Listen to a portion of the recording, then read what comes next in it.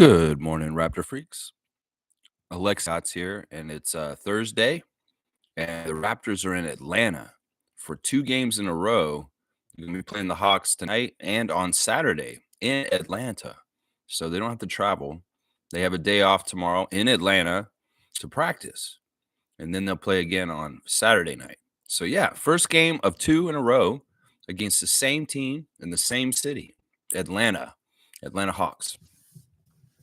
I got the latest lineup news and ref report, and then also reaction to a fantastic win, a close win over the Westchester Knicks in the G League. The Raptors 905 claiming #1 team in the G League Eastern Conference, best record in the league, beating the best team in the Eastern Conference yesterday and taking the top spot from them in the game. That's right. The Raptors 905 have the best record in the Eastern Conference of the G League right now. It's true. It's true. All right, let's get into it. Let's see what's going on with the injuries with both the teams competing today in this NBA matchup. Toronto Raptors are listing Ochai Agbaji as questionable today due to his hand injury. And Emmanuel Quickley is already ruled out for today's game, guys. So no Emmanuel back. Davion Mitchell will continue to start for the Raptors, I'm sure. And yeah, Ochai, questionable. I'd like to see Ochai get back. I mean, obviously, we'd like to see Quickley play more. We want a better return on our investment in him. And so far, the percentage of games that Emmanuel Quickley's played in has not been that great.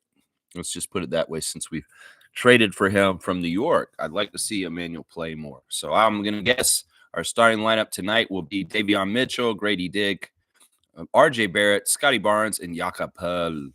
That should be our lineup for tonight. On the other side, there are some injuries for Atlanta. Atlanta had more. Actually, they played last night, guys. So this will be the second night of a back-to-back for them. They played against the Pistons last night in Atlanta, so they're not traveling, and lost. They got beat by Cade Cunningham and the Pistons in Atlanta last night. So the Hawks are coming off a loss last night. They're very much 500 right now. They're 22-21. So if we beat them tonight, we'll put them right at 500, a familiar place for the Atlanta Hawks franchise. They're always right around 500 for some reason. I don't understand why. But, yeah, they had injuries last night, and some guys didn't play, but some did. There was because Trae Young was questionable yesterday, but he did play, and he's not on this injury list this morning. So just so y'all know, Zachariah Rizaker has been announced that he is going to be reevaluated in a week due to an abductor. He has been abducted by his abductor. So, yeah, the rookie, the high draft pick, #2 in the draft, or #1, right? #1 in the draft, right? Because Atlanta was #1. Rizaker is probably not – he's not available tonight. So we won't see him in the game tonight. Larry Nance Jr. is out with a hand injury right now. Cody Zeller will not be playing due to personal reasons, apparently. And Kobe Buffkin has been out for most of this whole entire season for the Atlanta Hawks. So let's look at their depth of what's going on their team right now. Trae Young off the injured list, so he should be available today with Dyson Daniels, who was not available the last time we played the Hawks. We do owe the Hawks. We need to beat them because we should have beat them the last time, but they beat us the last time we beat them. So we need to get some get back.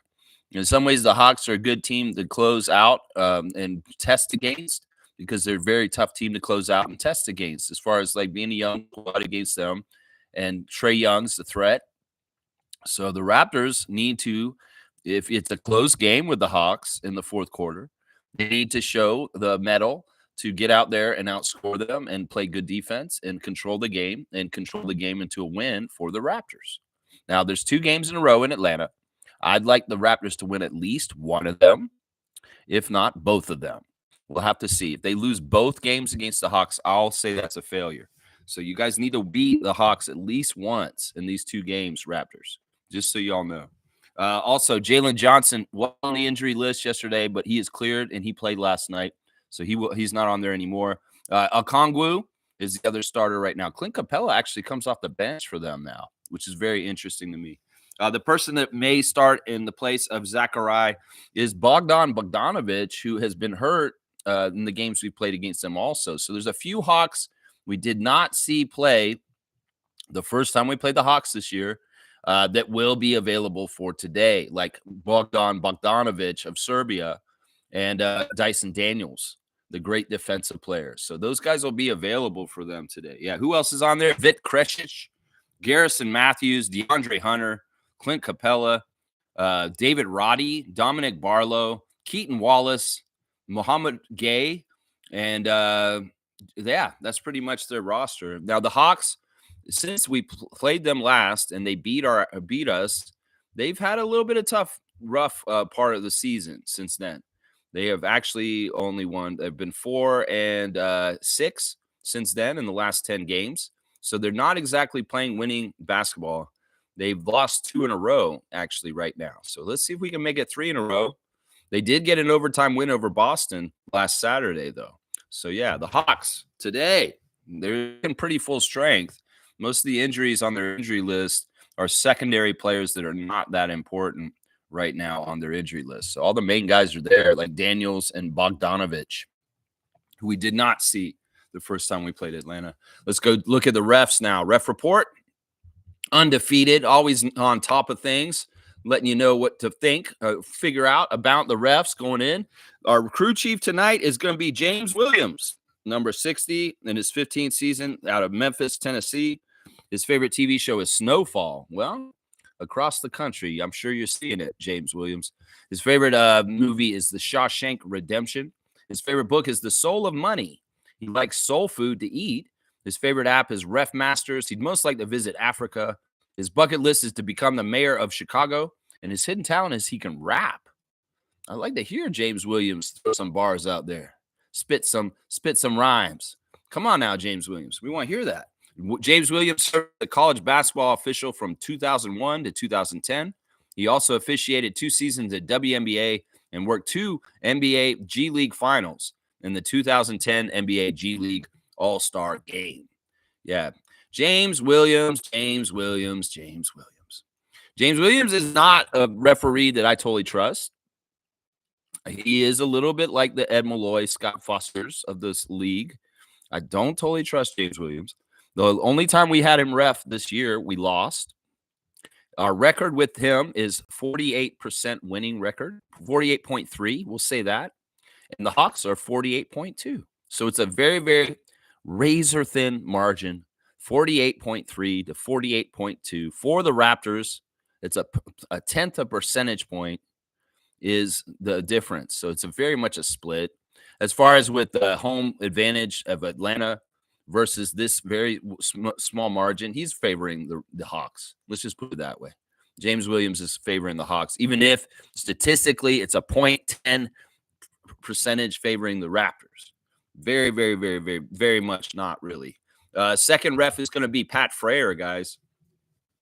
Pat Frayer has been a good luck charm for the Raptors this year. We've won 3 out of 4 games when he's ref this year. Yeah, that's right. We're 3-1 with him refereeing this year. So Pat Frayer is a good ref, number 26 in his 24th season out of St. Paul, Minnesota. Pat Frayer is the referee that gave a technical and threw LeBron James out of a game last year. So, he's a no-nonsense ref. I like him. Favorite TV show is Yellowstone. He likes the movie Caddyshack. His favorite musician is Billy Joel. He likes the book Paper Tiger. His favorite meal is BBQ, guys. No wonder we're 4-1 with him. His favorite app is the NBA app, of course, and he most like to visit Italy, play golf at Augusta National, and his hidden talent is he can sleep anywhere. He's a guy who can sleep anywhere, standing up, upside down, sideways, upside, on his face, on his back. Doesn't matter. He can sleep anywhere. He can sleep anywhere. That's right. Before joining the NBA, Frayer officiated 4 years in the WNBA and 7 years in the Continental Basketball Association. That's how you know he's been around. He refereed in the CBA. So, yeah, Pat Frayer is the senior ref as the second ref. Let's see, what are his stats for us? Let's see. Statistically, Pat is actually just the same as James Williams, 48.3% win percentage for the Raptors. Meanwhile, his percentage for the Hawks is actually higher. They win 57% of their games. So 48-57 for the Hawks with Pat Frere. But we've won 3 out of 3-1 with games with Pat Frere around. We did lose the last game he reffed, but we had won the first 3 games that he refereed this season before that. So 3-1 record with Pat Frere, 48% for Raptors, 57% for Hawks. So he does favor the Hawks. The third ref is a controversial ref also, because he was called a bitch by Fred VanVleet earlier this season. John Conley, number 56, his 4th season out of Orlando, Florida. Yeah, you a bitch, you a bitch, you a bitch. And he was the first bitch that got called out by Fred earlier this season when he got fined. His favorite TV show is I Think You Should Leave. His favorite musician is Michael Jackson. His favorite book is To Be the Pack Leader. He likes to eat potatoes and pasta. His favorite movie is Dumb and Dumber. He most like to visit Australia. And his bucket list is to skydive in Dubai. Yeah, John Conley is a younger ref. He's officiated for 7 seasons in the G League. He also has 10 years of officiating experience in college basketball, working in Sunshine State, Suncoast, Mid-Florida, and Southern Conferences. John Conley's actually the best ref for the Raptors today, guys, on the down low. We lost the game he's ref for us this year, but we win 54% of our games. And the Hawks win 44%. So he is favoring the Raptors 54-44 with the third ref, John Conley. Yeah, so there you go. The refs are James Williams, Pat Frere, and John Conley. All have been controversial at different times with different people in different places. They're just refs. They're NBA refs. And they live that life. So, yeah, Pat Frere, I like Pat Frere. John Conley's a young ref that does make mistakes, but he means well. And James Williams, I don't trust you, man. I just don't trust James Williams, guys. I'm sorry. He's just kind of like that. Him and Courtney Kirkland are very similar in that way, that they're very, very on the ball, kind of in charge refs that seem nice, but they also will screw you over. They will screw you over. So there's the ref report. It's not, I would say this ref crew favors the Hawks at home. But we'll see. They may be down the line enough that the Raptors won't get screwed over by too much home cooking with the calls. Is kind of the way I'm looking at it right now. All right, let's get into what you guys are talking about this morning in the chat. See how y'all are doing this morning. First, we'll go to Trevor J. Happy, you must let go of what's gone. Be grateful for what remains. Look forward to what's to come next. I like that. For the words of wisdom, Commissioner Fun, Trevor J. Appreciate that. He's saying that Detroit ran Atlanta off their own floor last night in a beatdown. I looked at the score, and it didn't seem like it was that much of a rout. I mean, they beat them by 10 points or something like that? But, yeah, the Pistons beating the Hawks on their court. Now, the Hawks have been a pretty good team this year. When we saw them the first time, I was impressed. They've improved a lot from last year. The synergy and gelling of that team, the growth of players like DeAndre Hunter, and also just, people added on like Dyson Daniels has been super helpful for this team. They're an underrated defensive team and a team that we need to really take care of the ball around, because they will try and steal the ball and get going in transition and make easy layups. So one of the main keys I'm sure Darko's talking to the Raptors about today is really not letting Atlanta turn the ball over, make us turn the ball over, and really, really protecting the ball today. Because that's a lot of what they do. They get in passing lanes. They like to get their hands in there. They're similar to Orlando in this way. Trae Young, Dyson Daniels can be looking to pick some pockets. And the Raptors can't be throwing these half-ass passes like they did at the beginning in the Orlando game the other day. So very much put some into it. And don't get telegraphed so easily. This has been part of the problem too. The Raptors on offense have been getting too predictable. As far as how they're going to swing the ball around the horn, there's people jumping in passing lanes and telegraphing stuff. In some ways, the no looks that Scott uses sometimes are necessary, because the misdirection is working and it is making guys not understand where exactly he's going to put the ball when he passes it. Now, when he doesn't do that, and he's very obvious what he's doing, well, people are jumping the passing lane and run down the other end of the court and throwing it down in a dunk. So, yeah, we can't have that happening tonight. This is something very important that the Raptors need to do better about tonight against Atlanta. They're like that. Trevor's also saying the SGA career high 54 points with a win over the Jazz last night. Yeah, the Thunder seem to be rolling recently. All I hear is wins coming from them against big opponents and small opponents like the Jazz. But, yeah, His team is with it. They beat the Celtics. They beat New York. In New York, they're kicking a lot of ass right now. So you go on then, Thunder. I hope you win the championship. Honestly, I'm rooting for y'all this year. Trevor's saying that Miami has suspended Jimmy Butler 2 games for missing his flight back to Miami on Wednesday. Yeah, I'm not surprised by this. I mean, isn't this just where y'all are at this point? Is this part of the pushing you to trade him kind of stuff? He's like, well, you know what? It's not like Jimmy missed a flight on accident. No, he didn't. No, he didn't. That man's been in the league for so long. Missing a flight like that is very much on purpose. You know that it is. So, yeah, they got to do what they got to do. In some ways, they wanted to suspend him anyway. Well, they're like, give me a reason, Jimmy. Jimmy gave him a reason. And now they're getting some more suspensions on him. So you don't have to show up. Okay. Monique is here. Good to see Monique return to the chat live this morning. Good morning, Raptor Freak crew. Go Raptors. Let's beat the Hawks. Incredible couple days from me. Miss everyone. Miss you too, Mo. I'm glad you're here live with us this morning. We always love your presence in the chat. And yeah, it seems like you've had a fantastic week this week as far as the activities around the GOAT at the Orlando Magic game the other night. Monique going to the game and getting to hang out with the dance pack and getting to go down on the court again and take some pictures. And happy birthday to your mom also. I want to say that. Happy birthday, Jackie. I hope you've had a great birthday this week. Yeah, Isaac's putting Mo on blast. I love to see it. Be well, Mo. And dunk. You want me to give her a dunk, Isaac Campbell? I will, because you said it. That's right. Isaac Campbell, John Stockton. Go ahead and throw it up there. And Monique will grab it and throw it down on an alley-oop. There you go. Where's Mo? Let me get her mark down for her 7th dunk of the year. 21 points for you on the dunk charts, Monique. Our dunk leader. Mo, you're leading in dunks that were so far this year. Very, very cool. Trevor's saying the 905 record is 7-3. All right, there's my cue from the Commissioner of Fun, Trevor J. Yeah, let's talk about this. The 905 game was action-packed. Yeah, it was crazy. It was all over the place. It was an 11 o'clock school days game for the Mississauga part of town. And, well, the school kids from Mississauga showed up in full force, filling up that arena, 3,000 plus in there, and screaming, and just the best crowd. I love the school day crowd. If we could just bottle up that kind of a crowd and just have it for all Raptors games, 905 games forever, that would be fantastic. Maybe we should have an age limit.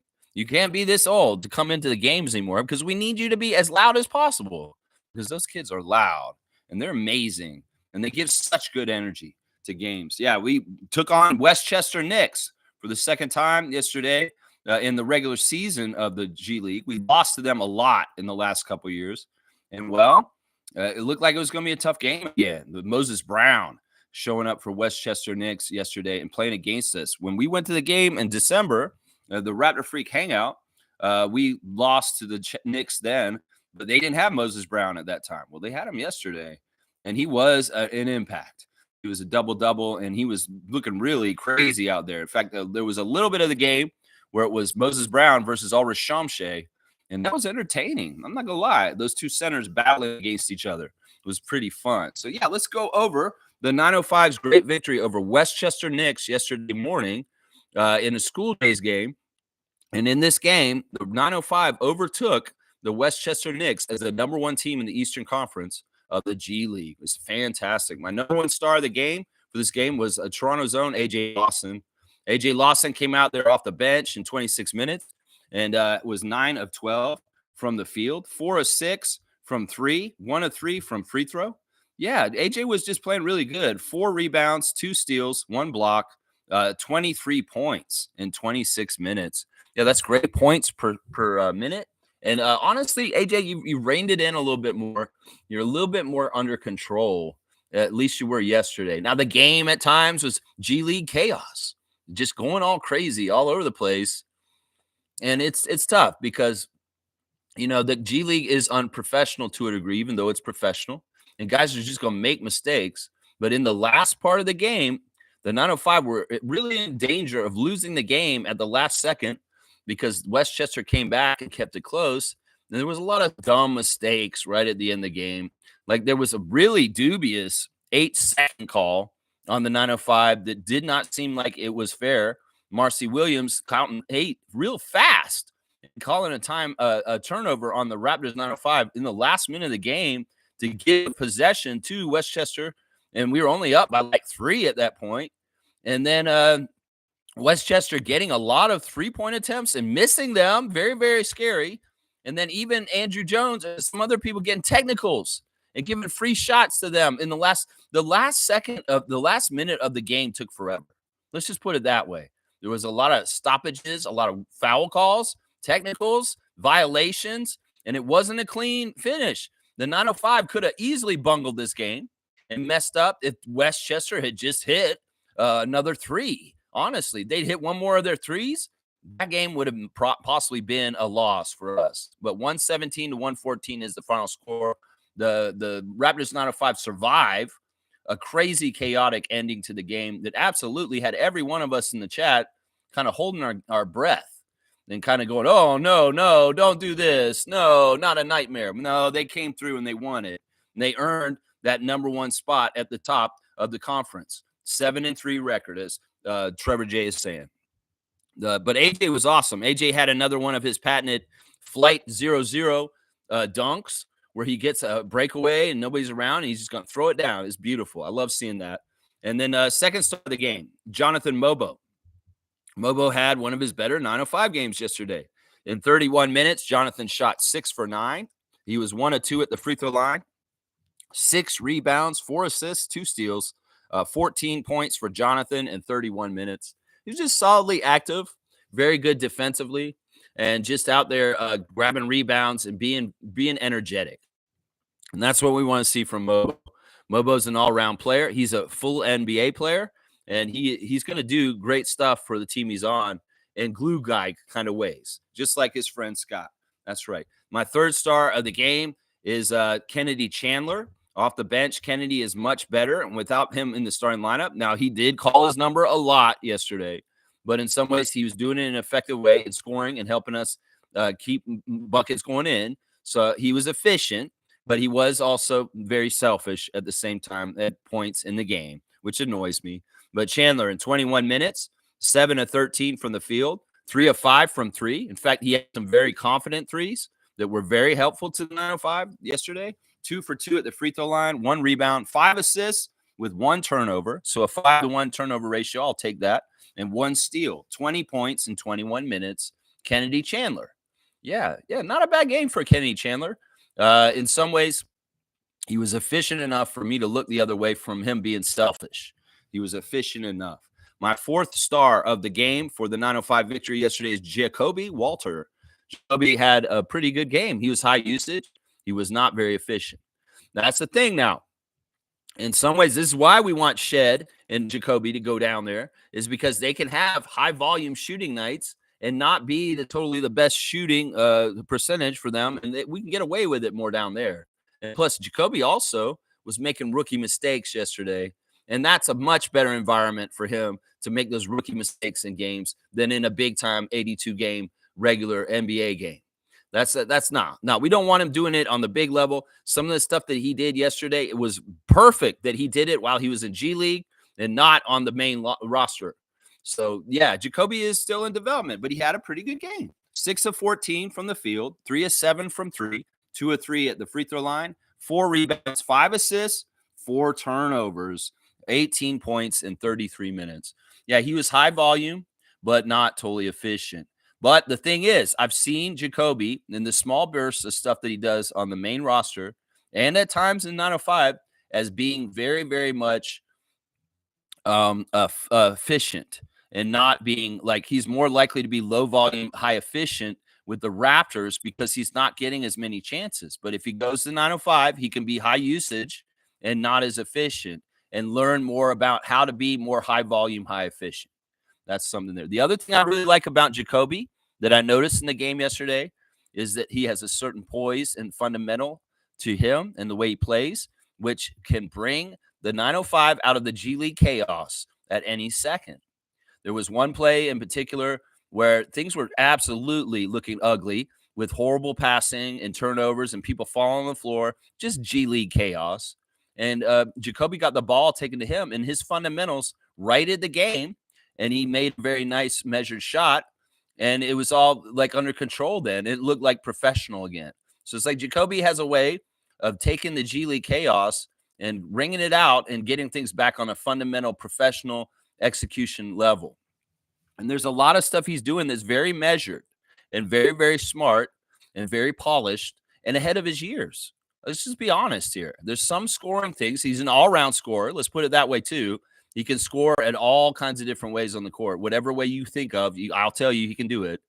And there's some moves he's putting in the G League games and also in Raptors games where it's beyond his years. And it's like, wow, he just did something that would normally be like a 10-year vet kind of move. And he's a rookie and he's barely played half a season. So, yeah, I'm really impressed with Ja'Kobe Walter. He can go down to Mississauga, screw around and mess up as much as he wants. Just, get better there and don't do the same things on the main level is what I'm saying. All right, the last star of the game for me is the Prince, Ulrich Shamshay. Shamshay had a pretty good game. He was off the bench. He was in 28 minutes, 3 of 6 from the field. He took 1 3-point attempt. It was ugly. He didn't make it. It was from the corner. 6 rebounds, 3 assists, 1 steal, 6 blocks, and 6 points. So he had 6 blocks, 6 rebounds, 6 points. Yikes. But yeah, that's fantastic. 6 blocks, y'all. Shamshay's been getting crazy amounts of blocks lately. Really, really fantastic. And he is a dominant presence around the boards too. And the other thing that I was noting yesterday in the YouTube chat during the 905 game is that Shamshay takes up more space now as a defender. He covers more ground. You can feel the energy around him of area he's kind of guarding is expanded away from his body because he has more wherewithal of knowing and being aware of what to do and how to guard space on a basketball court. And that's a big deal. That's something that he did not have at the beginning of this G League showcase season last fall, that he's expanded his awareness of understanding space and time continuum on the basketball court to understand, well, if I put my arms out like this and I look around a little bit, people might be intimidated. They may not want to try and come in and score in a certain area where I am lurking. So he's getting to understand this, and it's fantastic. It's a huge, huge difference, and he's becoming a better and better defensive player every single day right now. Every single day. Honorable mentions. Let's see. We can give an honorable mention to somebody. Frank Kaminsky, maybe 4 for 10 from the field, 2 of 7 from 3, 6 rebounds, 3 assists, 1 turnover, 10 points for Frank. Frank had one of the ugliest layup misses. My God, I can't defend you against your haters, Kaminsky, in the chat when you make such ugly plays out there. Like you had such an easy finger roll, nobody in your way. You're so tall, and you put it up on the rim, and it rolls off the other side, and it just looked pathetic. Oh my gosh. Well, Frank is Frank. He's our vet right now. And in some ways, he's very valuable. Jamison Battle in the starting lineup, 30 minutes, 2 of 5 from the field, 1 of 4 from 3, 3 rebounds, 1 assist, 5 points. Now, he's somebody I want Kennedy Chandler to start passing it to. Chandler, stop calling your own number and forcing the ball into the lane, trying to lay up all the time. When you go to the lane, find out where Jamison Battle is and kick it out to him so you can hit an easy 3. Stop being so selfish, Kennedy, and start giving assists to Jamison is what I'm saying. Evan Gilliard started the game, and I think Evan Gilliard's awesome. We were in a discussion in the YouTube chat yesterday during the game, and somebody saying, yeah, Gilliard's not a good enough player to be in the NBA. I don't disagree with that, but this young man, even if he's short, he's undersized, he's playing the right way. He's playing the smart way. He's playing with energy. He's playing with heart, and he's making good decisions out there. In fact, that's why I like Evan Gilliard. He makes better decisions than Kennedy Chandler because he is finding guys and getting them involved, and then he's also playing that dogged defense like Davion Mitchell or Jamal Shedwood on the big club. So in some ways, Evan Gilliard II is playing in the hierarchy of the point guards in the Raptors organization more like the point guards that are at the big level than Kennedy Chandler. Gilliard, 3 of 8 from the field, 0 for 2 from 3, 6 rebounds, 4 assists, 2 turnovers, 2 steals, 1 block, 6 points in 16 minutes. He's just more organized and more under control. In some ways, I'll take that trade-off. I want my point guard to play point guard, not shooting guard, Kennedy. That's what I'm trying to say. Jared Rhoden came in, and, man, he made this guy's day that was in the chat who bet on the 905. This is how betting culture is getting. Seriously, listen to this story. This is crazy. This guy woke up yesterday, this guy named John Roden, and he wanted to gamble, but there's nothing on yet. So he's such a degenerate. He saw that there was a G League game on at 11 a.m., and he decided to put money on the Raptors 905 against the Westchester Knicks because the Raptors had beat the Orlando Magic the night before. And he was like, I'm going to bet on the Raptors here. They're at home and whatever. He just wanted to bet because he's a degenerate. He couldn't stop betting. He's in it so bad. He's putting money on G League games he doesn't care about. That's what I'm telling you. This is a world you're creating, Adam Silver. Some gambling addicts that are getting up. And in fact, when the game was over, he said, is there another game coming on? I want to gamble again. And he's like, man, he showed up. He's like, he's sitting in there. And then he heard somebody call the name Roden. He's like, my name is Roden. And then Bryce Lawson started talking about how my name is Lawson, like AJ. He's my cousin. And then I said in the chat, well, this morning I legally changed my last name to Omarui. We're just all trying to be like family with the players of the 905. So, yeah, the Roden guy was very happy with Jared Roden, who came into the game 15 minutes, 4-7 from the field, missed both his threes, 7 rebounds, 3 assists, 1 turnover, 8 points for Jared Roden. But the guy won his bet, but it wasn't easy. He went through that roller coaster like the Raptors fans, seeing them kind of go back and forth and maybe not make it. But, yeah, that's what it's getting to. That we got gambling degenerates waking up early in the morning wanting to gamble right away, and they're gambling on school day game, the Raptors 905 over Westchester Knicks like that. That's just the world we're going into. That's sad, man. That's sad. But Roden won. Eugene Omarui off the bench, 18 minutes, 3 of 6 from the field, 1 of 2 from 3, 3 rebounds, 4 assists, 1 block, 4 turnovers, 7 points for Eugene. Yeah, a pretty good all-around effort by most of the 905. Pretty good all around. Now, when they were coming in the game, they took pictures of them in the parking lot. I'm like, this is the coldest week of the year. Like, why are y'all taking pictures of them outside for their in-game fits coming in? Because, man, they look cold. And I was like, geez. And some of them I was like, y'all need to be dressed warmer because this is Canada and it's minus 20 this week. And y'all need to be dressed warmer. It's just like that. On the other side, I'll give some notes to, once again, Moses Brown. Coming off the starting and getting a monster double-double, 8 points, 23 rebounds for Moses Brown, who was on our summer league team. Donovan Williams, 23 points on 8 of 18 shooting, and 30 points for Chema Akeke, who was actually a problem for a while there. One of the things that happened to the Westchester Knicks was they were shorthanded. They only played 8 players yesterday, because most of their players were hurt or not available. And that was a factor that helped the 905 win this game. That was. On the team stats, just real quick, running over it, it was a really weird game where the Raptors won the first quarter 30-20, and then the second quarter, the Westchester Knicks absolutely kicked their butt 41-32. But then the Raptors 905 won the third quarter, and then the Westchester Knicks won the fourth quarter. So it's very back and forth. And the game was not as close during the game. The 905 had a good lead most of the game, but the Knicks made up the hole in the fourth quarter, and they made it very interesting at the end of the game. That's for sure. They got more field goal attempts than us, 10 more, but we shot better, 52% from the field to their 43%.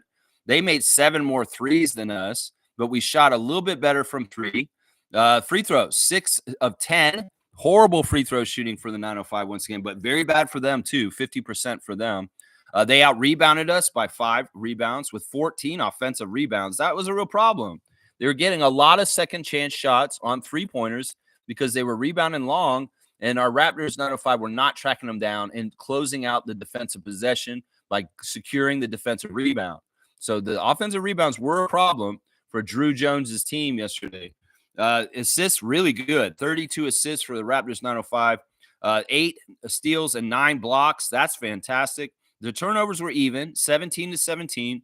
Fast break, 23 fast break points, and we won the points in the paint, 60-44. So, yeah, good all-around effort by the 905 and getting a win and becoming the number 1 team in the Eastern Conference of the G League.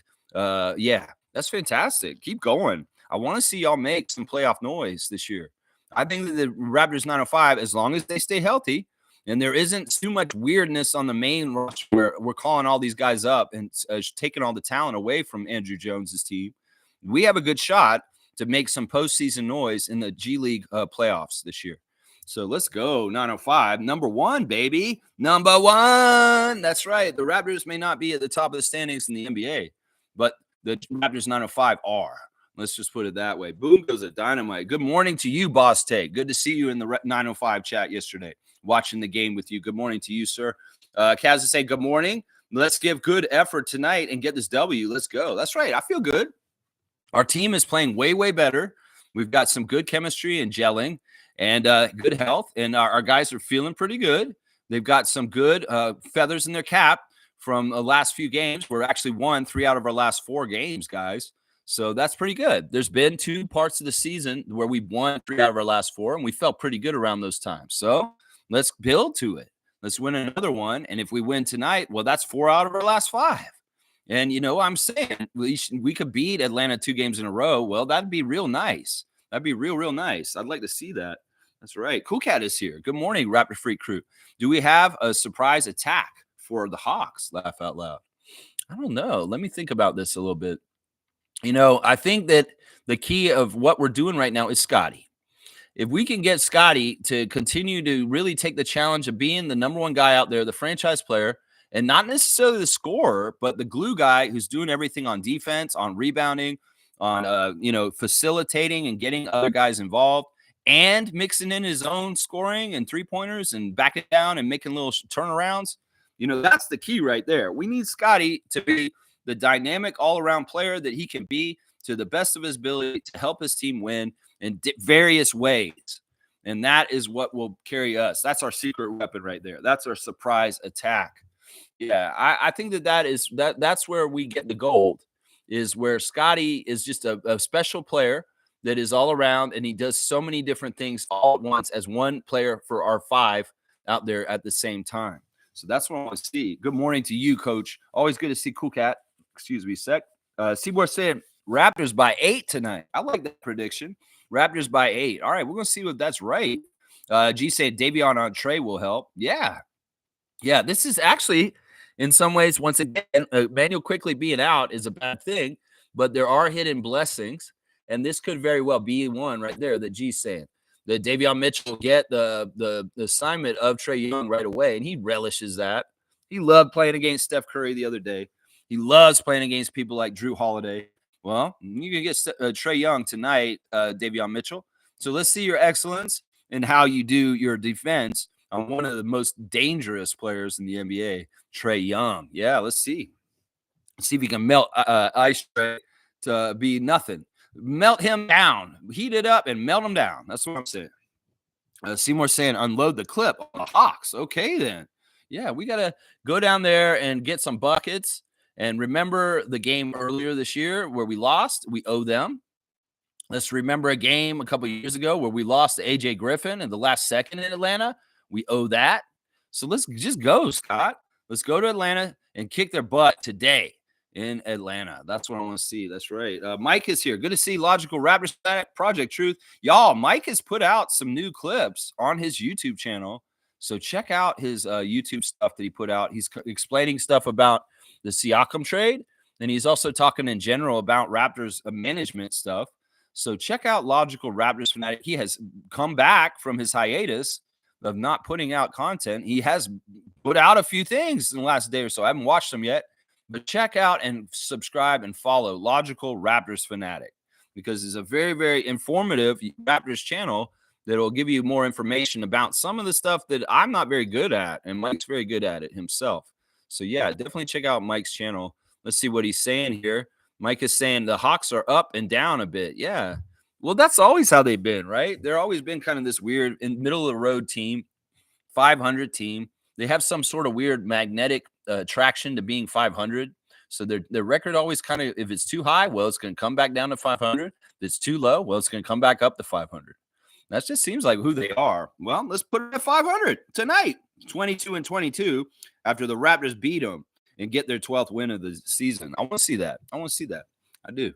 Yeah. All right, let's see. Bryce is here. Good morning, Lex and Raptors. Good morning, Bryce. And thank you to you and your cousin for such a fantastic game yesterday. AJ Lawson's fantastic. Bryce Lawson. That's right. Good morning to you. Seymour said Phoenix don't have a first-round pick until 2032. Laugh out loud. Will I even be alive? Will any of us be alive by then? I don't know, Seymour. I don't know the way things have started off this week already. Yeah, I mean, I don't know. That's crazy. Phoenix is crazy. They're just going to do what they're going to do. I mean, they're a great example of doing things a certain way for the rest of the NBA teams. And maybe a cautionary tale is what I'm saying. A cautionary tale. That's right. Seymour said, oh, my bad. They got back 3 from the Jazz. Okay, so they did get a couple back. Okay. Bryce is saying, well, they probably don't own their own draft pick until 2032. Yeah, I mean, either way, I'm not paying that close attention. Once again, I don't care about draft picks. Trades happen and they're just draft pick trades, like that Phoenix trade that happened this week. I'm like, okay, well, these aren't players yet, so I don't care. Maybe I'll see who they are when they get drafted down the road and stuff like that. It is what it is. Seymour saying, it's weird. Not sure what they're doing over there. Oh, well, let's go Raptors. Well, they're trying to manage things with Devin, Kevin, and Bradley and trying to figure out how they can figure out their problem that they made for themselves. Fiercey's here. Good morning to MJ. Good morning, fam, and happy Thursday, a.k.a. game day. Great game by the Raptors in 905 yesterday. Super entertaining. It was. There were a lot of fun plays, a lot of dunks, a lot of like crazy getting all over the court, running up and down everywhere. We got to see blocks. We got to see Shamshay. We got to see Jonathan. We got to see Jacoby. Yeah, it was a fun game. And the Knicks fans that were in there were very agreeable and nice. We had nice discussions with the enemy. The other team's fans were in there, and they were being respectful and just kind of just chatting. So, yeah, it was a nice time in the chat. And just for the future's reference, if you want to watch the chat, the 905 games with us in the chat, you have to click through to YouTube. If you just watch it on the 905 site, you will not see our comments. So there's a little box in the left corner in the bottom that says view on YouTube. And if you click on that one, you'll get to the other place where we are with the chat, just for future reference. I know that MJ was wondering where we were. Let's see. She's also saying if Davion guards Trey the same way he did with Steph last time around, will it help tonight? Sure. Oh, it won't. It won't not hurt. No, I mean, any time Davion Mitchell can be a pest to a primary player for the other side and kind of cancel them out, that's a good thing. That's a good thing. Because in some ways, you got to think about this. Davion Mitchell, he'll score for us in certain ways. In fact, I love some of the great layups he was been showing in games recently where he really pushes the burners and he puts a little bit of extra speed and he gets these really quick layups in transition, just beating somebody to the basket. And I love that he's going to take the threes if they leave him open, and sometimes he'll make them pay and make it. Sometimes it's not about scoring for him. It's more about let's neutralize a player like Trae Young or Steph Curry on the other side from going off and being absolutely crazy hot and doing what they're doing. So, yeah, it's a big, big, huge matchup. And the more Mitchell can control and corral Trae Young, the better. In some ways, it's not even just Trae Young shooting. The thing that Trae Young did in the last game that was so effective was he really passed off himself getting attention and got all of his teammates involved. And that's something that Davion needs to get up on him and guard him real close also. It's not just Trae shooting half-court shots or doing crazy threes.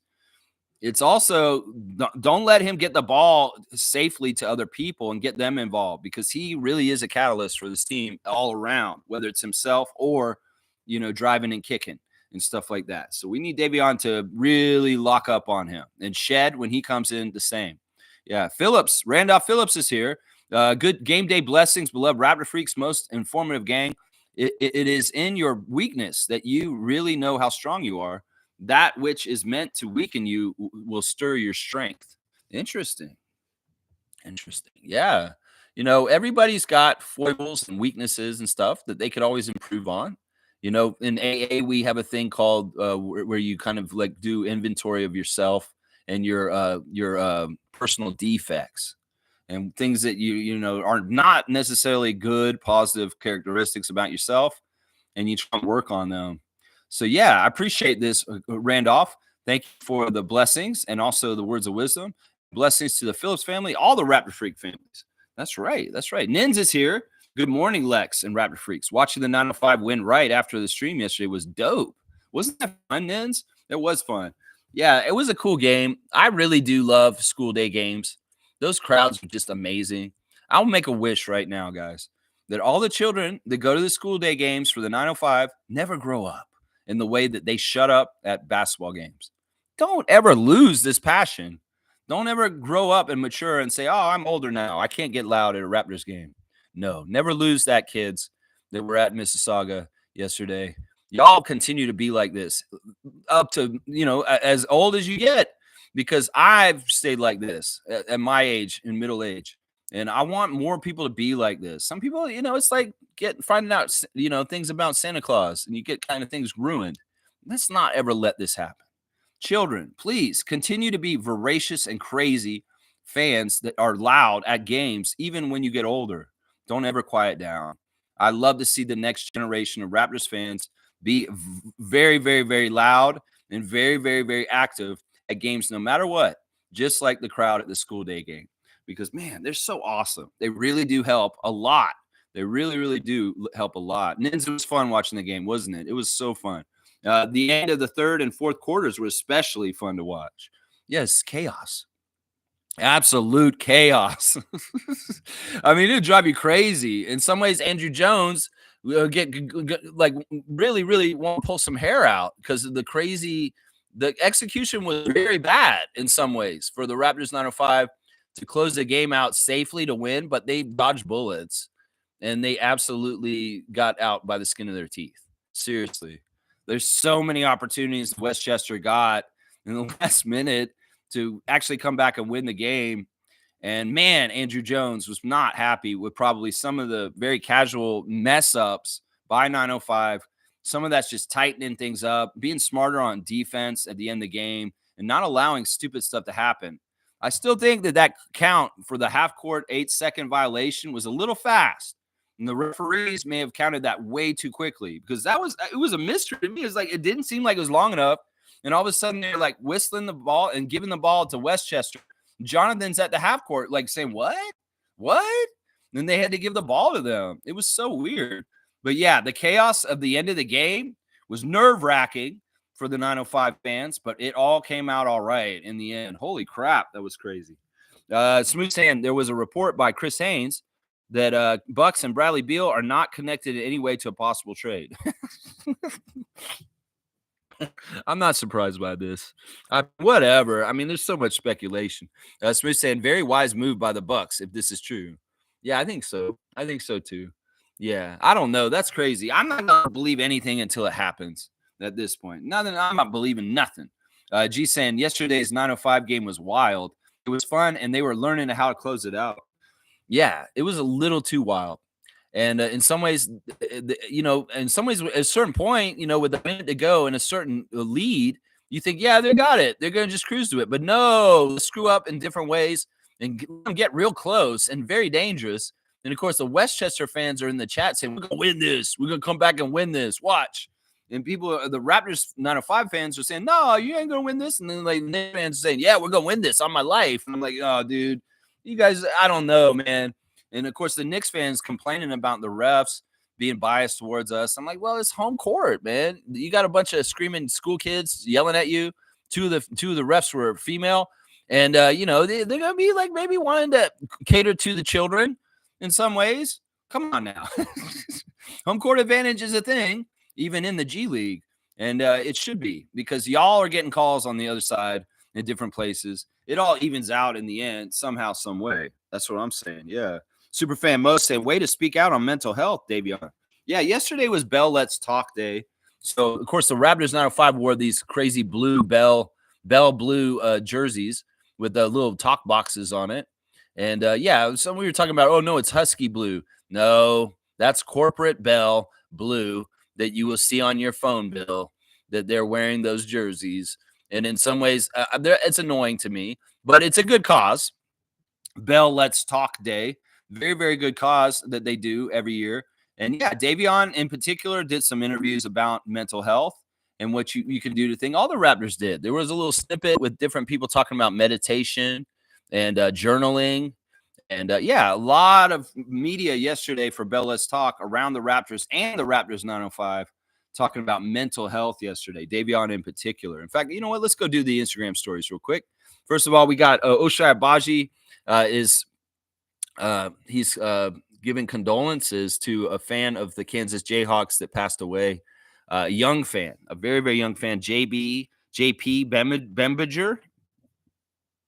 He's saying he's in a better place now. Rest easy, JP. So yeah, Kansas Jayhawk Nation is mourning a student or a fan of their basketball team. Grady has posted it on his Instagram also. Lloyd is celebrating the 81 by Kobe on us. The anniversary of that was yesterday. So Lloyd wanted to put up the 81 points that Kobe put on Jalen Rose and Morris Peterson long ago. And yeah, okay, Lloyd, we get it. You can put SGA's game from last night up there instead. You don't need to put Kobe's against the Raptors, Lloyd. Come on, man. Jacoby has a highlight of him making a layup in the lane against the Westchester Knicks yesterday in the game. Yeah, Jacoby is just one of those kind of guys. He's a scorer. To me, he's a lot like Jamal Crawford. He's a lot like an old school kind of scorer mentality, all around scorer, kind of hooper kind of guy. And I'm excited to see how he develops more and more past his rookie year. Raptors 905, all kinds of highlights on there. There's Mobo shooting up the shots before the game and warm up. Yeah, just a great victory by them. And it was weird seeing them wear blue. The blue jerseys are weird to me.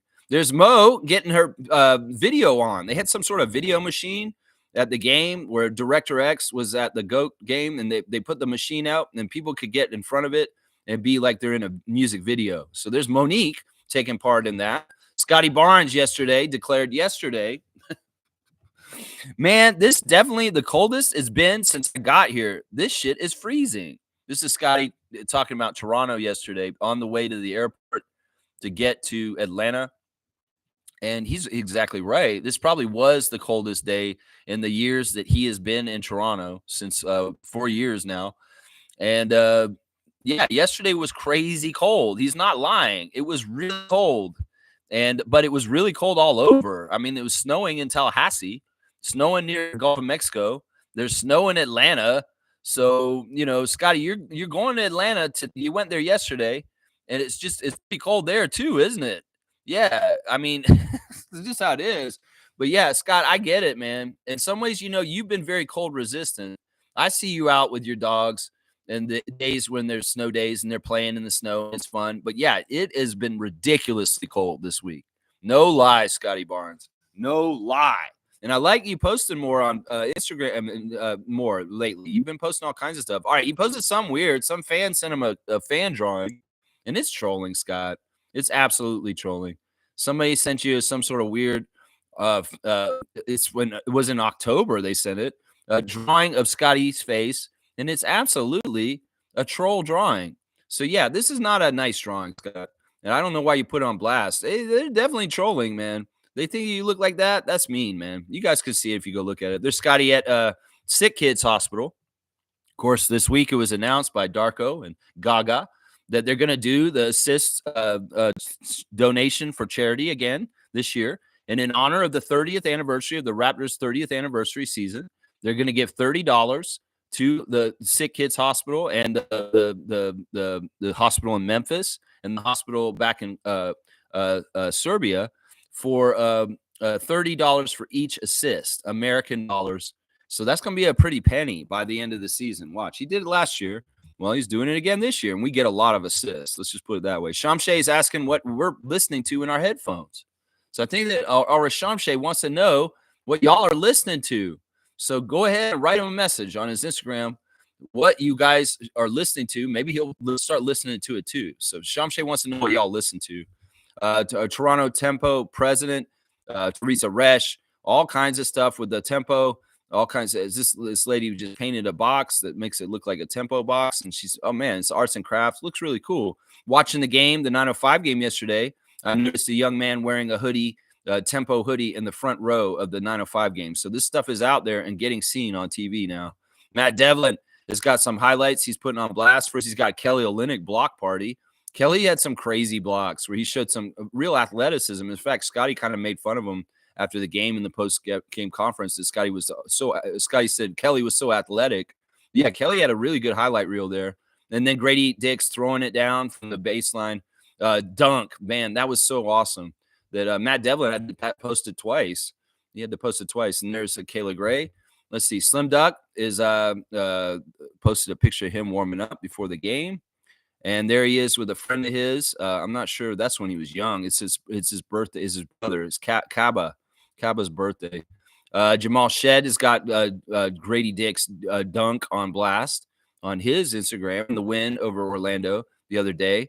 And he's also got Houston's on blast, his alma mater, Houston University, #1 in defense in college basketball. And he's saying everyone knows that we do play defense. And there's Raptors at Holland Bloorview, meeting with the sick kids at the Sick Kids Hospital. Fantastic stuff. Jonathan Mobo has got his Serious Players Only shoes on. He's got Players Plus Glaze on, so he's showing those off there. And there's J-Mo going coast to coast in the 905 game yesterday, grabbing the rebound and running all the way down the other way and throwing it down. Yeah, that was pretty awesome stuff, man. Really, really awesome stuff. J-Mo was great. Eric Smith is celebrating SGA and his achievement last night. He changed his number to 54 on his jersey. I like seeing that. There's Kelly Olynyk celebrating a +39 game for him against Orlando. That stat got put on blast by Raptors official admin, saying that Kelly Olynyk was a +39. And well, he's proud of that, the plus minus that he got in that game. There he is coming into the arena. There he is at Holland Bloorview with Darko and Scotty. And yeah, there's a highlight reel that Matt Devlin showed too, the blocks party that Kelly Olynyk was having. There's Grady celebrating the memory of JP from Kansas on his Instagram, and also his stat line against Orlando. And there's another highlight. There's the highlight of him taking the ball and dunking it. Davion Mitchell posted it, and he reposted it. There you go. There's the Raptor at Holland at Sick Kids Hospital. AJ Lawson celebrating his game yesterday along with Kennedy Chandler, 2 20-point scores in the game against the Westchester Knicks. Tons of Toronto Tempo stories with just tons of swag all over the place. The swag is swaggy, swag all over the swag. It is the swag. Just a swag. So much swag. Toronto Tempo swag. That's right. Is that it? No, we got Davion Mitchell, who's shout out to one of the realists. That's right. Davion Mitchell in his Steph Curry jersey. He did make it to the 905 game yesterday before they went to Atlanta. In fact, he was sitting with Masai, Bobby, and Darko all together watching the 905 game together yesterday at that school days game, Davion Mitchell. So, yeah, he was with Masai, sitting next to Masai, guys. So that's a good sign. Yeah, there's Davion on mental health, as Monique was just talking about. Some of the highlights from the game with him past the Grady. And he's also putting on blast the guy who played against the 905 yesterday, Chima Okeke, 30 points, 11 rebounds, 8 assists, 7 3-pointers made against the 905. So he's saying Peach State. So in some ways, he's celebrating a guy from Georgia that he's friends with that was on the opposition yesterday. But he had a really good game, that's for sure. Yeah, so let's see. There's Davion with the family of Lincoln Alexander. They were doing some special tribute in the GOAT game the other day with Davion and Jamal McGlure with the family of Lincoln Alexander, which is fantastic. There he is speaking to the crowd. Davion's got a whole bunch of pictures on his Instagram of his girlfriend, and I think it's her birthday. He's got pictures of her when she was little, with her with a horse, and her with their dog. And yeah, the Raptors holiday party. I think it's her birthday. He's celebrating her. He's got a ton of pictures of her all over the place. There they are with mud buggies, dune buggies. He's got a horse in his truck. He's like, yeah, I got a horse in my truck because of this lady. Is why. Yeah, she's the reason why I got this horse in my car eating oats. So yeah, happy birthday to Davion's lady. It's obvious it's your birthday. I don't know your name, and I don't know who you are. But yeah, happy birthday to Davion's lady, because she getting put on blast. Brendan Carlson putting on blast SGA's 54 points and saying that he is MVP. There you go. And Norman Powell's understand the grind gear on blast. Go buy it. And then Pascal, he is in Paris with the Pacers, and he went to a soccer game. He's sitting in a soccer field watching a soccer game, enjoying the football that he loves so much over there in Europe, in France right now. So there you go. There's this Instagram stories. In general, Scotty thinks it was the coldest day he's ever seen in Canada yesterday. It's very, very cold. Very, very, very, very cold. Very cold. Yeah, let's see. Mike saying, laugh out loud. The Bucks want Zach LaVine instead. Oh, go ahead. Get Zach LaVine then. Just figure it out, y'all. Seymour saying, Beal to Bulls rejoins college coach LaVine. Miami, Butler, Phoenix, my prediction on the 3-team trade. Okay. Kaz saying that's an insane story about the gambler, Lex. What the fuck? Yeah, it was weird, man. We're in there and he's like, okay, what's going on here? It's like, oh, there's a guy named Roden. My name is Roden. And I'm glad I bet on the Raptors 905 because I want to cheer for Roden because my last name is Roden. I'm just saying, it's like weird, man. This guy got up and he just felt like he needed to gamble first thing in the morning. So he gambled on our Raptors 905 game. He won, but I'm just saying that's just how it is right there. Smooth saying at Seymour, Bucks are stupid if they trade for Levine or Beal. They're playing well, man. Yeah, I'm with Reggie on this. I really am.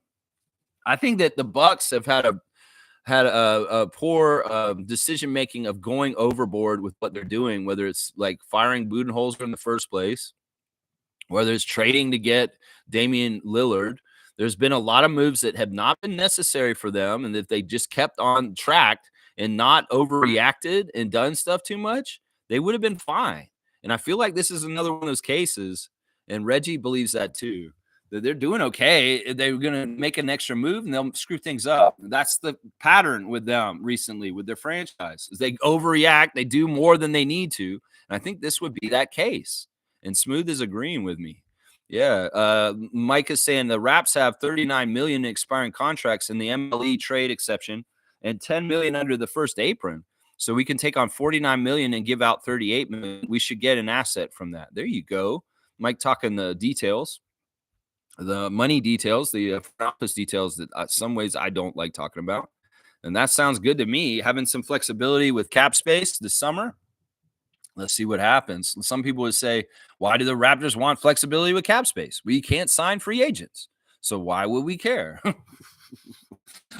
Seymour said, I don't see the Bucks making any moves. The money don't work for them. They're stuck with Middleton, in my opinion. I don't think that's a bad thing. I mean, he's a champion for y'all. He may not be fitting exactly the same way he did a couple years ago, but he's still a longtime guy that's been around your team. He's been a good teammate. He's familiar. So I don't get this, man. Just because somebody slumps or they seem like they're on their way out, people are so easy to can people. And I'm going to say this. Chris Middleton's been a very helpful, useful player for the Milwaukee Bucks for a while now, but y'all going to toss him out like he's garbage. That's crazy to me. That's crazy. Some people just slump. I mean, shooting players that are very good shooters go through it. They go through it. Everybody does at a certain point, and that may be part of what's happening with them. It could very well be that Chris Middleton may become a very important playoff player for whatever team he's on. And it may be that Milwaukee wants him to be still on their team when that happens in the playoffs, and Chris Middleton's a very key, important player doing important things to help people. That's what I'm saying right now. Yeah. Smooth saying Bucks look like a chip squad right now. They should not mess with it. But if they do, well, it's their own damn fault and their own damn folly. And in some ways, they have been known to overdo things right now. As far as things, that's why I don't like the front office. Their knee-jerk reaction, guys. They seem desperate sometimes when they don't need to be desperate. That's the funny thing. Seymour said, I want wins. I still think play-in can happen. It would be great experience for our young guys in barbecue. You know, if we did win way more games than we lose, we could make the play-in. But I don't think it's realistic. I think that still just practicing to try and win is great. And if we do win, that's fantastic. But let's not get expectations up to say, yeah, we need to make the play-in for sure. If we happen to make the play-in, that'd be awesome. I would be okay with it too. But I don't think it's likely. I think that we're going to end up staying outside of the playoffs and the play-in. And that'll be for the best in the end, Seymour. But we've got to try and still try and win as many games as possible. Who knows? Maybe we do catch fire. Maybe we do kick some butt. And all of a sudden, we do find ourselves in the play-in. I'm okay with whatever happens. I'm not one of these fans that's like, we need to either tank completely or be absolute winners. No, we need to be where we're supposed to be naturally with what is happening with our team and not be upset with whatever the outcome is. Because this is a rebuilding year, and whatever happens is just going to be whatever happens, is what I say. Yeah, Mo's saying for a second year in a row, Coach Darko committed to donate for every assist the Raptors record, up in from $20 to $30 for the 30th anniversary. That's right. That's our coach. That's our guy. Let's give Darko a dunk. Why not? Let's do that this morning. We're going to give Darko a dunk. He is on our dunk sheet because he has been on the channel and talked to us in the past. So, yeah, he's got his first dunk of 2025, Darko. for being a philanthropist and being amazing with his assists program. So yeah, Darko, you got 3 dunks now. Boom, goes a dynamite. There you go. Smooth saying Sixers tanking. They're calling for Nick Nurse to be fired in Philly. I called this, y'all. Seriously. You guys can go and look. When Nick Nurse got hired by Philadelphia, I called exactly what was going to happen with him. And this was 2 years ago. Last 2 years in an offseason. Yeah, I said it. They're going to have a honeymoon period where he's going to be great. And that was the first year he was there. And then everything's going to fall apart and he's going to be a pariah and he might even get fired. That's what's happened. That's exactly what's happened. It only took 2 years. When I made that prediction, I thought it may take 3 or 4 years, but it's happened actually faster than I thought it would. So, yeah, I'm not surprised by this. Not surprised by this. Mike's saying like 50% of people want him gone. Yeah. Yeah. I mean, it's so funny. It's so funny because they want him more gone than we wanted him gone. Seriously, there wasn't as many percentage Raptors fans that hated Nick Nurse like Sixers fans hate him right now. You know, he in some ways had a whole bunch of the Raptors fans that were clueless, that didn't understand that he was messing our team up on the down low the last year. Because when we fired him, everybody was like, why did we fire Nick? Why did we fire Nick? What's going on here? Oh, I should have watched the Raptor Freak channel. I would have known what is happening. Because casuals just saw, hey, he's a champion coach. He's been a great coach for us. And we fired him, and everybody's like, what? But Philly fans are actually really more against having him as the coach than we were at the end. I was very much against Nick being our coach anymore, and I very much advocated for him to be fired, and that's what happened. But, you know, I was very much in the few of Raptors fans that was like, yeah, we should fire Nick. Some fans were like me. They figured it out. But a lot of casual fans, half-ass fans, fans that just kind of half pay attention to the Raptors were like astounded by the firing of Nick Nurse. They're like, why did we fire Nick? You know, in Philly, they know why. They know why they're, yeah. Smooth saying Nurse was screaming in the locker room. Had they lost at Denver, he doesn't know what to do after they lost in Denver. Yeah, in some ways he's desperate. In some ways there's rumors that he's lost the players, that there's certain players on that team that are just tuning him out and they're not believing in him anymore. And I'll bet you one of them's Joel. I'll bet you one of them's Paul George. And Paul George barely even played for him. He's probably been like one of the biggest pain in the asses to Nick Nurse in his entire career on the down low, Paul George. Yeah, and Kyle Lowry's in there trying to fight as Nick's advocate, as Nick's avatar on the team as a player, and he can't do anything with this group because in some ways Kyle doesn't have that power in this hierarchy of this franchise like he did in Toronto. And, you know, Joel's the king there, and if Joel doesn't like Nick, well, Nick's in trouble, man. Nick's in trouble. Yeah. Fiercely saying, okay, we'll click on the YouTube box next time. Thank you, Lex. Yeah, no problem. Just in general, if people were wondering how to access the YouTube chat, you got to go all the way through to get in there. Let's see. Smooth is saying Paul George being called out as well. Yeah, there you go. There you go. The players love Paul George for the way he plays, just like they love Carmelo. But these guys are scorers, and in some ways they're selfish. And in some ways, it's more the moves and the way they do things that they like. It's not necessarily the results. It's not necessarily the player build. It's not necessarily the success of these guys. It's just the way that they move. It's the way they, you know, it's like a comedian, like in the way they structured another comedian structured a joke. It's like, oh, I like the way his footwork is, and the way he holds the ball, and then he does this. That's why he's a player's player. But in some ways, he's not a winner. He's never done anything substantial in his career. He's kind of bumping the log, and he's not somebody to look up to. Trust me, Paul George. He's not. Maybe you steal some of his moves, but don't steal his mentality. That's what I tell you right there. Yeah, don't steal his mentality. Mike's saying, podcast P, laugh out loud. He got hurt podcasting, they say.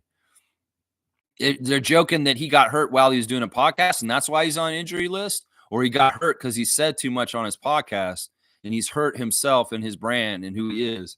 That's funny. Either way, it's funny that his podcast hurt him, or he got hurt while doing his podcast. Did he hit his head on his microphone or something like that? That's crazy. Monique saying Sportsnet and Raptors posted the sneak peek of the documentary Lex airing January 29th. The second part of Sportsnet's series on the Raptors history will come out. We saw the birth one around Christmas, and this is going to be the takeoff.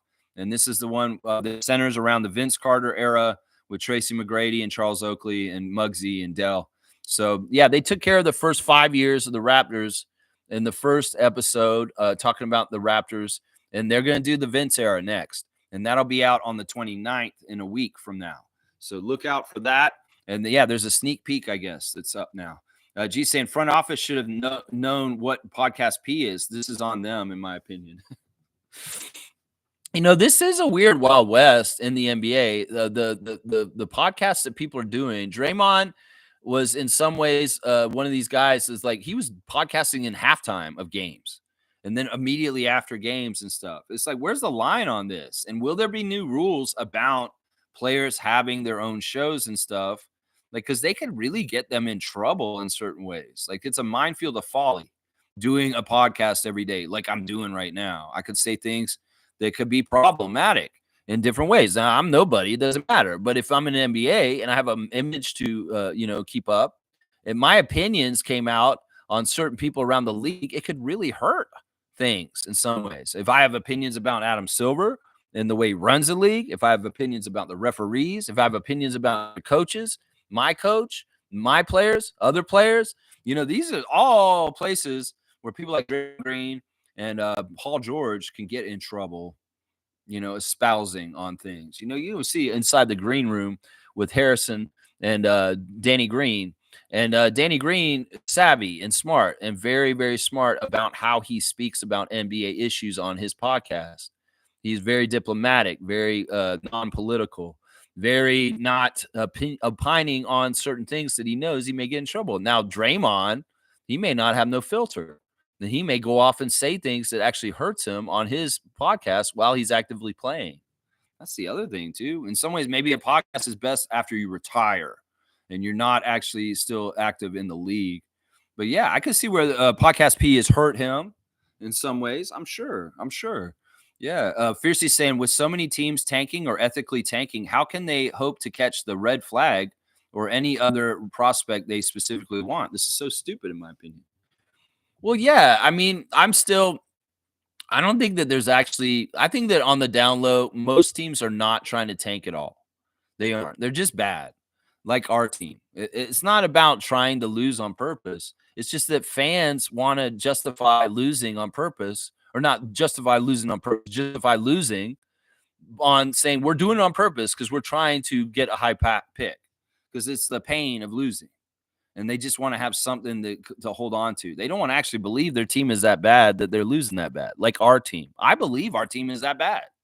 I'm not trying to lie to myself and say, oh, we're losing on purpose because we're trying to get a high draft pick. Some ways this is a coping mechanism for individual fans just to be okay with having such a bad winning percentage.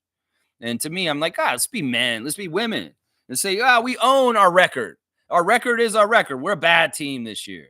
And it's not ethically tanking. It's not on purpose. It's not a master plan by Masai Ujiri. No, we're just a team that's inexperienced and not good enough to compete at a certain level in the NBA right now. But that will change. And I'm wise enough to know that. I think that's what it is right there. Some people just need to cope in their own way. Reggie saying, watching Philly from afar, it's really like Nick Nurse's last year here. Crazy. I'm telling you, this is the thing. This is why, in some ways, your personality and the way you carry yourself, your body of work will catch up with you. You can get away with certain things in certain levels of excellence with a lot of professionals around you, like the 2019 team. But if you are not having that kind of talent and that kind of aptitude of veterans around you, you may not get the same results. In some ways, it's professionalism. The Raptors, the championship was ultra professional. People like Marc Gasol, Serge Ibaka, and Norman Powell, and Kyle Lowry, and the rest, Fred VanVleet. Well, the team that the Raptors turned into after the championship, as we lost our pieces and got stripped of our parts, was not as talented and it wasn't able to compete at certain levels. This team that Nick has now is talented enough, but they're not professional enough as professionals. Joel Embiid ain't Marc Gasol. Paul George is not Serge Ibaka. And they don't carry themselves with the same level of professionalism as the Raptors championship team did. In some ways, that's where Nick's in trouble. These guys aren't doing their part, and they're part of the agreement of being professionals. And in some ways, Nick does not understand how to bridge the gap in a personality way to fix it because he's not like Darko in this way. That's the thing why I love Rajakovic. He's so night and day with Nurse. Nurse was not a people person. Nurse was not a person you could call in the middle of the night and say, I'm in trouble, coach. Can you talk to me real quick? Yeah, I have a problem right now. What's wrong? What's wrong, Garrett? Let me know what I can do. Yeah, I appreciate you. Let me call you at 3 a.m., Darko. It's really nice of you. It's like, I love you guys. I'm here for you all the time. You think Garrett Temple or somebody called Nick Nurse at 3 in the morning and say, he ain't answering that phone. So I'm just saying that's part of it right there. Nick is not a people person kind of coach. He's a tactician. He's a stern, authoritative kind of coach. He's not a warm, fuzzy coach. And in some ways, if you're not a warm, fuzzy coach and things aren't warm and fuzzy, well, it gets real ugly quick. And that's what's happening in Philadelphia right now. I'm telling you right now. That's why in some ways, Darko's the best coach for us to have right now because there's so much adversity, so much confusion, so much that can go fall apart. He keeps it all together, keeps people on task, keeps people with the assignment in their head right and going in the right direction, even amidst all the losing and the injuries and the problems the Raptors have had this season. Nick Nurse wouldn't be able to do that with people person skills like Darko has been able to. So that's a big, big part of it right there. Yeah. Trevor's saying Fred VanVleet, 26 points, take down the Cleveland last night. Ooh, let's go, Freddie. Let's go, Houston, a top Western team. Let's go. Not gonna lie. Facts. All right, Mike. He's agreeing with the Nick Nurse stuff right here. Yeah, it's too bad. In some ways, I really do like Nick. And at some point, I really do want to embrace Nick Nurse again. We've seen how it came around with Vince Carter this year. In some ways, he was the snake player. Well, Nick's the snake coach. And down the road, when it's all said and done, when Nick's an older man and maybe he stepped away from the game and he's not involved in coaching, we want to honor him and bring him back and welcome him back in open arms and say, you know what, you are our first championship coach. We love you. You do have a place of love and honor with our team, even if things went a little south right before you left. And in some ways, there's a little bit of weirdness. You may not totally like us as much as you used to. And we may be a little dubious about you, but it is still important that we circle back at some point before the end of things with Nick Nurse and honor him correctly with our team. But not while he's coaching the Sixers. Hell no. No.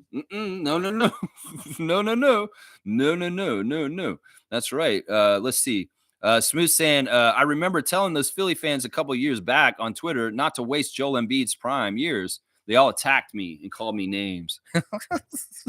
Listen, I'm not even worried about Joel's prime years because in some ways, Joel's wasting his prime years. It's not even him.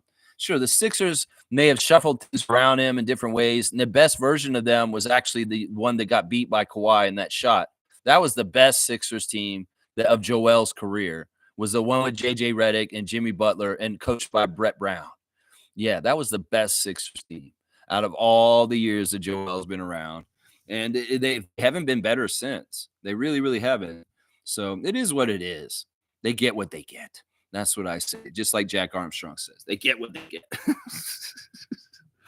Smooth saying, now look at them. Hope they remember what I said. Yeah, maybe not. Maybe not. I mean, once again, you know, teams wasting prime years of players, that's not a thing. Players just come in the league. What happens in the league happens. And if it happens during their prime, so be it. If it happens later in their career and they get a championship later in their career, past their prime, so be it. If they're lucky and they get a championship in their rookie year before they even started to get near their prime, so be it. There's nothing about timing. There's nothing written in stone that anybody is guaranteed or deserves anything. Like Joel deserves something during the prime of his career. He doesn't deserve jack shit. He just plays in the NBA, makes millions of dollars, and falls over on people like a big tree that falls over in the woods. That's what he does. That's what he does. That's right. Mike saying the process has failed. I'll agree with that. Have they gotten a championship since 83? No, they have not. Monique saying, did anyone see RJ's shoes last game? Nitro Raptor shoes or something like that. I saw a picture of them. They were black and purple. Yeah, he put them up on Instagram, I believe. I think I saw those. Seymour saying 76ers want Cooper Flag. They're saying he fits the jersey perfectly, USA colors. Keep dreaming. I mean, unless Adam Silver wants to collude and help y'all get that pick somehow, some way. But I don't think you guys are likely to get the first pick. 76ers. No, you're not. Because in some ways, y'all are going to win some more games and you won't be near the bottom. Y'all be a playing team. Y'all will be a playing team by the end of the year, no matter what. Watch. You'll see it. Smooth saying, good looks good on Nick Nurse. Good luck with those guys. Yeah. Yeah, in some ways, it's like, look, Nick, you can act like we were the bad guys. We weren't. We were just trying to do what we're doing. You were sabotaging our team from within. And in some ways, you get what you get. Once again, Jack Armstrong, you get what you get. Mike saying the Sixers have to get super likely. They can only really get 5th or 6th placement in the lottery before the balls. Okay, they have to get super likely? What do you mean? Supermax? Or something? I don't know what that means. I don't think that I think that they'll be in the top 10 picks, maybe. But also we got to remember their pick is protected by a certain point. And if they don't get within a certain point, they're going to be giving the pick to Oklahoma City. That's something there too. Yeah. Smooth saying, as we all know, Nick Nurse does not do well with young guys. He's proving it even more with them. Yes. Yes, I won't disagree with this. Mike saying they are in the same position as us last year with the Spurs having our pick, and Philly could get into the top 6 and get pushed out 2 spots by teams that deep. So this could very well be just like our Spurs pick last year, except they're giving it to the Thunder. And they could get pushed out of the top 6 because some team gets a ping pong ball lucky and it bounces them down. I can see all this happening. That'd be very interesting to see that happen. Very, very interesting. Sixers are 15 and 26 right now. Yeah, that's horrible. That is not where they're supposed to be, especially with everybody talking about how great they're going to be with Paul George coming in and joining Tyrese Maxey and Joel Embiid. Yeah, Mike saying the Wizards, the Raptors, the Blazers, the Hornets are locked in. The Jazz, Bulls, Nets need to lose more too. I can see the Nets losing more on their way out. They've made deals that get worse during the season. So I could see the Nets getting worse. The Jazz are starting to figure it out a little bit, and the Bulls are getting a little bit better right now. So we'll have to see. Who knows what the Pelicans are doing? They're getting healthy, so they're actually winning a little bit better lately. Trevor's saying NBA Today made Grady and Scotty's dunks number 2. They put them together? Don't they usually put them in different places? So they gave 2 Raptors dunks for 2 highlights for number 2 on the dunk list. That's interesting. Number 2, let's go. Yeah, I mean, the Scotty dunk, I don't know. I thought the Grady dunk was more impressive than the Scotty dunk because it's just like I didn't expect that from Grady. It was kind of like a moment. It was like, whoa, okay then, Grady. All right then. As Scotty said, get up on that rim. Get up on that rim. All right, let's keep going. Let's see. Who are we talking to now? It looks like it's Monique is next. Davion Mitchell is now represented by Wasserman Agency. Some players that are represented by Wasserman include SGA, Klay Thompson, Domantas Sabonis, Jalen Suggs, and Evan Mobley. So that's what that post is about. He just switched agency for his agent. Okay, Wasserman. All right, good stuff. So he's saying Nurse deserves all the heat, man. I don't feel bad for him at all. Yeah, I don't either. That's what I'm saying. In some ways, once again, I'll say this, and people have argued me with this. He should have taken the Bucks job. He should have taken the Phoenix job. He should have taken either one of those jobs. And going to Philadelphia to be with Daryl Morey was his fatal mistake. Is what I'm saying. Mike's saying the Bucks are feeling the whispers of Giannis could want to leave. They are panicking. Well, this is the same reason why they keep overreacting and doing this stupid shit, like firing Coach Budenholzer and doing this stuff with Adrian Griffin and making the trade for Dame Lillard. Some of that stuff has been in the desperation, has been wrong and not steps in the right direction. And, well, they can keep panicking like this. In some ways, Giannis needs to understand if he does want to stay in Milwaukee, he can't be making them feel like he might take off because they're making knee-jerk reactions in response to that and ruining their franchise around him. It's a kind of a weird, like, it eats into itself kind of thing. What I'm saying right now, isn't that crazy? It's crazy. Carlos here, Morning X and Rap Fella Freaks. 12th win alert. I love seeing your Raptors picks, Mo. We have our own super fan here. That's right. Monique is the super fan. And yeah, she's been having a great week, a great time. Man, this is, the Raptors may be having a bad season, but Monique isn't. No, she isn't. She's having a fantastic season. It's really this year for her started around her birthday and that fantastic birthday party we had last summer. And she's been on a roll since then with her chair and all the great events and different things she's been attending and getting to go to. I saw that Scotty went to Lion King also, Monique. In Toronto, one of the shows that you went to recently. So he got to see Lion King also. He liked it. Yeah, let's see. Trevor J saying Indiana and San Antonio Spurs game today at 2 p.m. Paris time. Victor versus Pascal. Let's go Pacers.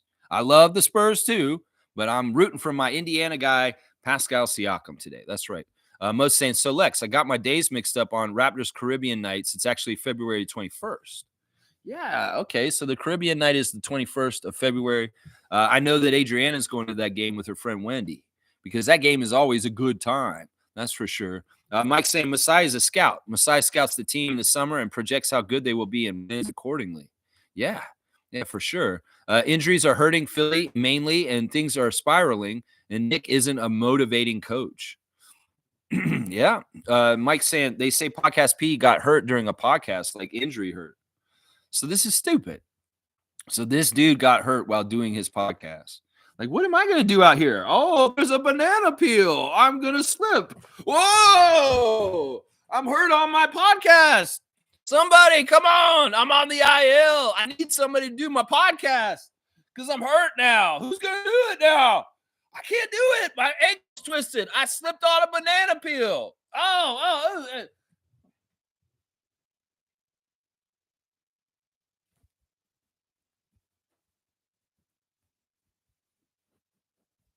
Are you going to talk or what? You're just going to sit there and jammer?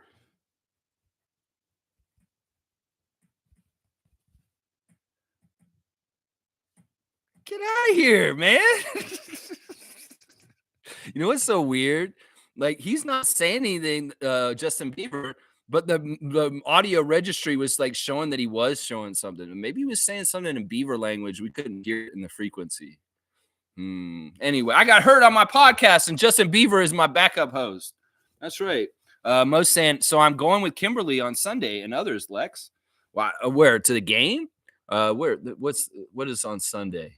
Sunday is their game, right? There's the game on Sunday? No, there's not a game on Sunday. Oh, you're going to coach's open house on Sunday with Kimberly. Okay, perfect. Well, I'm glad you have somebody to hang out with at it. That's fantastic. Yeah, I've thought about, man. I'm like, Lex, you can't get down there in time. You can't get down there in time. I don't feel like going. I'm really am in hibernation mode out of my house. Like the snow and the cold has made me just like want to just stay inside and not go anywhere. So like I think I'm hibernating because I'm out here. Man, I've thought about like calling it up and saying, it is Sunday, Lex. You can get down there, but man, you're gonna have to get up at like 4 a.m. to get down there. That's the problem for me. Is if I'm gonna get there at 9 a.m., I've got to get up at like 4 a.m. here to get everything ready to get down there and drive down there and park and get to the arena and everything on time. I'm glad Kimberly will be there with you. That is a fantastic person for you to watch the coach's open house with. Carlos saying Morey is getting exposed. The only plan he has every offseason is to get the biggest free agent available. Boom goes the dynamite. Mike, I'm going to give you a dunk for returning to content making and also for, you know what? In some ways, he's exactly right. This isn't Nick Nurse, man. In some ways, this is Daryl Morey.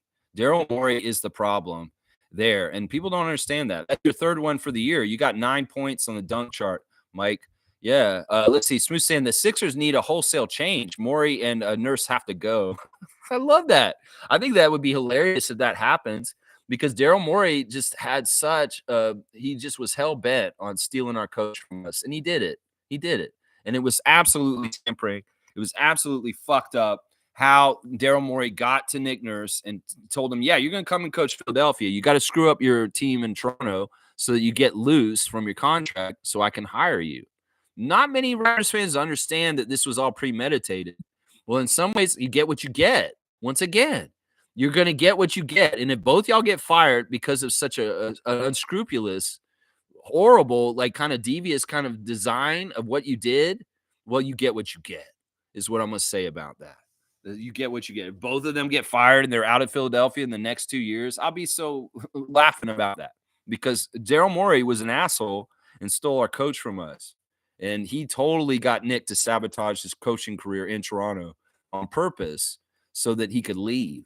And people don't understand that. Nobody wants to talk about that. The press won't put anything out about it. They won't talk about it, but that is the damn truth.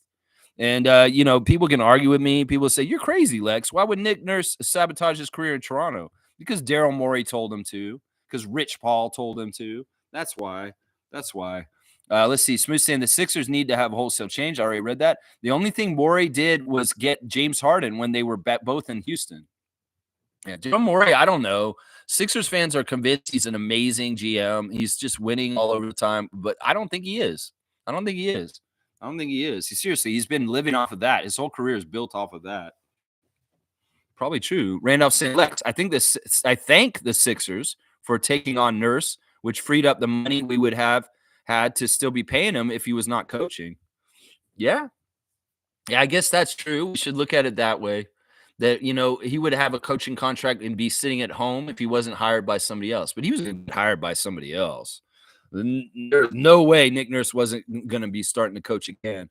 Now, he may have taken a year off and taken our money for a year, but Daryl Morey wanted him so bad in there. He went right into it. In some ways, Nick needed a break between the Raptors and the Sixers, and he really didn't get one. He really didn't get one. He had to go right into it with that new team. And yeah, I think you're right. We'll thank the Sixers for taking him off our books. Yeah, all right. Cool Cat saying, let's tune in and support our NBA champion Siakam playing in Paris, 2 p.m. versus Wemby. Always one of us. That's right. Siakam is a GOAT. He's a top 5 Raptor of all time in my book. I rank him like in the top 4. And, other Raptors fans can disrespect him and not really look at his importance in our Raptors history, but he is extremely important in our Raptors history. And I'll always honor Pascal Siakam. I always will. That's right. I always will. Mischief's here. Good to see the baseman, Jay. Looks like Raptors want third last spot. Third is the luckiest spot for a number 1 draft pick. Every time I simulate the lottery, Lex, scout Bojan Markovic. He's my guy for second round. Well, it is an odd day today, so I'm not doing a scout of the day today, but I'll do it tomorrow. Come back tomorrow and give me that name. I'm doing every other day for the time being, but once the All-Star breaks over, we'll do scouts every day. It's just I don't want to do all of them all in a row like every day, and I said I do them on even days right now, and it's the 23rd today, so we'll do one tomorrow. Mischief, Bogo Job Markovic. Okay, I'm gonna remember that name. Jimmy said, I'm an Ace stan, laugh out loud, but whoever we end up with, I'm sure the front office has a good reason for it. There you go. There you go. Trust in the front office, but he likes Ace Bailey. Kareem's here. Good to see Kareem Thomas. I know SGA is having a crazy year and even dropped 54 last night, but Nikola Jokic is on an absolute tear. I know we are tired of Joker getting the MVP, but his numbers don't lie. 5 straight triple doubles. Wow. Now, I will say this, Kareem. The Nuggets have downgraded their roster over the last couple of years since their championship, and it's more important for Jokic to put up big numbers because he's absolutely heavily relied on. So in some ways, that's inflating his numbers in some ways. And the Nuggets are not winning as much as they were in some ways, as they're not winning as much as Thunder too. So I'll make a case for SGA in this. I am sick of Joker winning all these MVPs. So in some ways, I'd say, yeah, his numbers are inflated because he has to be more high usage because he doesn't have as good a supporting cast right now. So I'll say that. But I won't disagree with you. He's amazing. And if it was the fact that if he hadn't already won a whole bunch of them, yeah, he probably would be an MVP again this year. Kareem saying Raptors are going to fuck around and go on a 15-game winning streak in March and April. What an easy schedule, but we can't put anything past Toronto. Yeah, I mean, I'm going to say this. The Raptors are not out of it until the end of February. Next month is difficult too. We have some more West Coast road trip. We have more big matchups against top teams in February. So the easy schedule is not totally easy until what he just said, March and April. There's a little bit of easiness right now going into the end of this month. And then a really difficult February around the All-Star break. And then March and April are cakewalks. They're just absolutely way, the easiest month of the season is March. So that's going to be when we're going to pick up a bunch of wins at the end, hopefully. And people will be like getting mad because we're supposed to be tanking. That's what's going to happen. I'm telling you. Jimmy's saying Jokic is too good. Yeah, he is too good. He's just going to get the MVP forever. If we're going to give it to whoever's the best. Well, he is the best. I don't disagree with Kareem, but we need to share the love and give everybody else different stuff. And in some ways, we got to think about Jokic's place in the all-time greats. You give him too many MVPs, he starts getting over other people that maybe he shouldn't be as far as number of MVPs, because he is great. Don't get it twisted. But in some ways, should he have more MVPs than certain other players that came before him that don't have as many as him? That's what I gauge it against in some ways. You know, if he's like a 6-time MVP, that's crazy to me because nobody else is like that other than people like Michael and stuff like that. So let's see. Monica's giving me my cutoff. W stream, W vibes. Go Raptors for life. Keep at it always, Lex. Raptor Free Crew strong forever. Let me do real quick. ESPN has grades for the teams this morning, talking about how the teams have done for their season and how they feel like they've done. They've been. And well, let's go, since we talk about Philly today. Let's go look at their grade first, and then we'll look at ours. Philadelphia is getting an F as is expected. So yeah, they got an F for sure. They are definitely an F as far as things. Now they think the Raptors got a C minus. They're giving us a C minus. And who is this? I don't know who wrote this. It may be Peloton or something like that. They're saying that our preseason projected wins were 29.5, and our midseason projected wins are now 26.7. Why this grade for C minus for the Raptors? After sending a lottery pick to the Spurs last season in the Jakob Poeltl trade, the Raptors are in position to benefit from the NBA's third worst winning percentage this season. Still, Toronto was surely hoping for better performances from the team's talent. Emmanuel Quickley has played just 9 games because of injury, and Scotty Barnes, who has missed time as well, hasn't maintained last season's 34% three-point shooting. That's, you know what? See, this is why perception is just really written by who writes this. Scotty's three-point shooting isn't worse this year, but they're going to make you think that it is with a dumb little innocuous comment like this. His three-point shooting is just the same. In anything, Scotty's grown in the superstar ways that we've seen recently that you can't calibrate or measure and put that into an article. You know, you could easily said, whoever wrote this ESPN article, Emmanuel Quickley has missed a lot of games. Yes, he's only played 9 games. And Scotty Barnes has shown growth as a franchise leader for this team and learning how to lead the team in a leader way. But no, they're going to point out that Scotty's three-point shooting is a couple percentages lower. Perception is the bullshit they're trying to give you. And Scotty's three-point shooting is just as good this year as it was last year. In fact, it may be better this year, but they make you think it's worse. How can the Raptors improve, according to ESPN? The Raptors would like to finish with a bottom 3 record, giving them the best possible chance at landing the number 1 pick. I don't know if we'd like to finish with a bottom 3 record. I don't know if that's what we'd like to do, but if it is what we do, so be it. That's what I say. ESPN, with your stupid ass rankings and articles you come out with all the time. 2-finger salute for you, ESPN. Yeah, C minus. Motherfuckers, what did you expect us to be doing this year? Seriously. What did you expect us to be doing? W from Jimmy Pope. I like that. There's a big dub. Stargate saying Cooper is going to be a cash cow, much like Caitlin Clark for the NBA. When was the last time you say an American player who's a Caucasian this good and this hype coming out of college? I don't know. Larry Bird? I don't know. I can't say anything about this. I don't know. I think it's very likely you're right that they would hate him to be on the Raptors. And, capture the flag. It may not be realistic for Toronto, but who cares? In some ways, like I said, I'm not valuing any particular one player. I trust him beside Bobby. And whatever we end up with, I know they're going to make the best decision in our situation. And that's the only thing I know we can control is what Bobby and Masai do. And they're going to do a good job. I know they will. That's right. Fiercey's got Justin Bieber on blast. That's right. It's like I got injured while doing my podcast. What do? Call replacement Bieber. That's what you do. You get a replacement Bieber.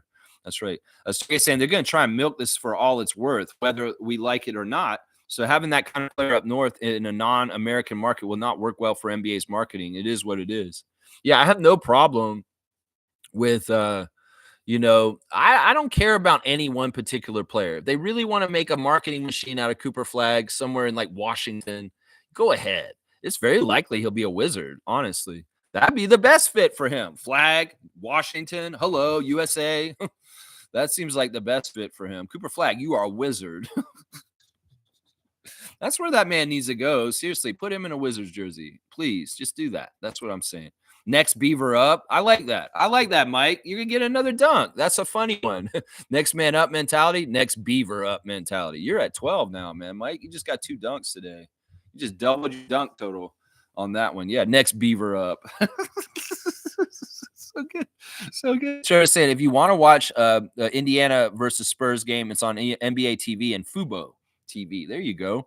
And Mug's saying, yeah, I'm an Ace Bailey stan too, Seymour. I see when I scouted him, I didn't really remember him. He looked undersized and skinny, and he didn't impress me. So I can't say I'm an Ace Bailey stan with you guys. In fact, I'm not even a top 3 draft pick stan. I'm not a Cooper, Dylan, or Ace stan. I'm into the unknown. Maybe I'm more of a Malak stan. I think I'm a Malak stan. I'm a big man stan, and Malak is my stan. I think I'm a stan for Malak. That's right. That's right.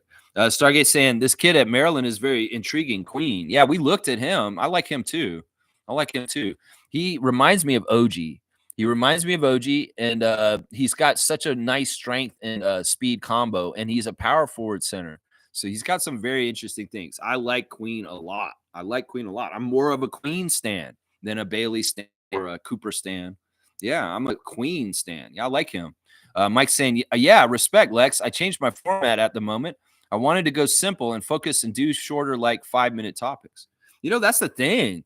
Whatever works for you. I know that in your channel in particular, you put a lot into your graphics and everything and your editing and stuff like that. But whatever can make it streamlined or easier for you to make stuff, just do it. In some ways, it's like, look, you're going to do the bells and whistles that you want to do as far as what matters to you. But in some ways, if you're hung up because you had a format that took so much to do, well, let go of some of that stuff and go with what is streamlined and easier for you to do. So yeah, salute to Logical Raptors fanatic. Project Truth is back, baby. And y'all go and check out his channel seriously and watch what he's talking about on his channel. Yeah, Mike puts out good stuff. Stargate saying he plays like Zach Edey. You're talking about Queen. Yeah, I think that the thing I liked about him was his mobility and athleticism with the size of his body. And he's already pretty strong. And he was like an all-round player. He doesn't play like a center, but he has the ability to guard centers. And I think that's what I like about Queen the best right there. He doesn't play like a center. That's right. Fiercey's rooting for Logical Raptors fanatic. I love that. Respect, fam. There you go. All right, let's see. It's time for the classic card of the day. So let's see which card we get today. Let's see how classic it is. May not be that classic. We'll see. Oh, it is classic. It's very classic. Holy crap. This may be a very high. This is going to be crazy because not only is it classic, it's a guy I've never even heard of in my life. So this is going to be like a 300-point card. Whoever can get this card, and no Googling the number and the team, y'all. Seriously, I will give you clues on his name to try and help y'all. Holy crap. This is going to be tough. Is that what his name is? Why can't I read this? Okay. All right, here we go. Classic card of the day. Y'all be ready. Man, I'm going to put it right up on front there because, like, honestly, this is crazy. Honestly, this is maybe the hardest classic card ever in the history of the classic card. And, man, I got to think of good clues here. So we'll see if anybody takes a guess, first of all. This is a classic card. You can see that Wolves jersey is pretty old. Upper Deck card. Yeah, and I know looking up the number and the team just to try and get the name. Seriously. Isaiah Ryder is a good guess. It's not Isaiah. You can tell that's not Isaiah Ryder. It kind of looks like Chris Paul, honestly. But yeah, it's not Isaiah Ryder. It's a good educated guess. I think Isaiah even had that number for a while there. 34. Was he a 34 on the Timberwolves? Maybe not. All right, I'm going to say this. This guy's last name is the same last name as the player for Westchester Knicks that was the best player for the Knicks yesterday. So his last name is the same last name as the best player for the Westchester Knicks in the game against the Raptors 905 yesterday.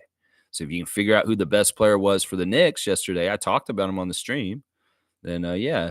Somebody's saying this is back in the Tony Campbell days. It's not him, though. No, that's not Tony Campbell, formerly of the Lakers. That is not Tony Campbell for sure. Yeah. This is oh my gosh. Slug Deezy, how did you do that? Seriously. Did you get it from my clue?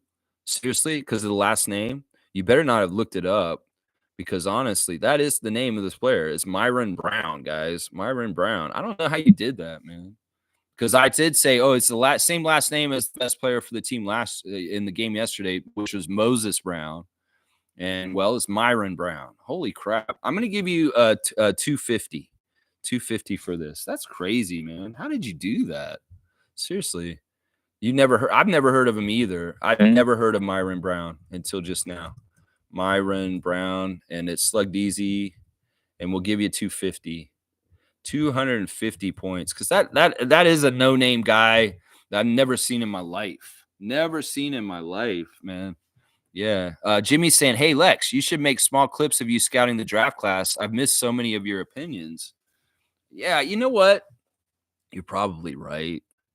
I probably need to get a producer again.